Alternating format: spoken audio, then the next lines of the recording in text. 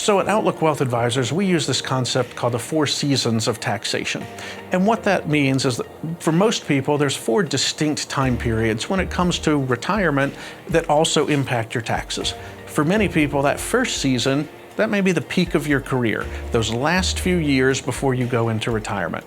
And for a lot of people, your income and therefore taxes may be as high as they've ever been in your life. But then you retire. And many people in retirement says, you're allowed to control what your income, because it's not simply what your income looked like when you were working. The bigger question is, well, how much of it are you spending? So for many people, that second season of taxes in retirement says, yes, your taxes may actually go down for a little while. But then the third season of taxation comes, and that often involves maximizing your Social Security so income is higher, and ultimately required distributions. When the IRS and the government makes you begin taking money out of all those different retirement accounts, whether you want to take that much or not, you have to. So for many people, income and therefore taxes begin going back up. And that last season of taxes in retirement, that's the one nobody likes to think about.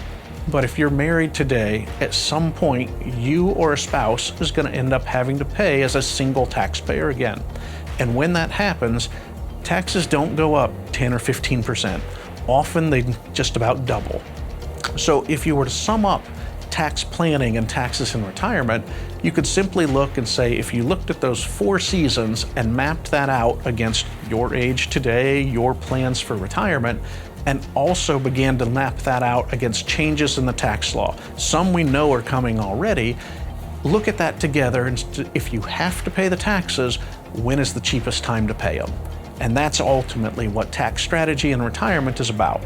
Unfortunately, though, you can't simply address taxes without looking at the whole picture.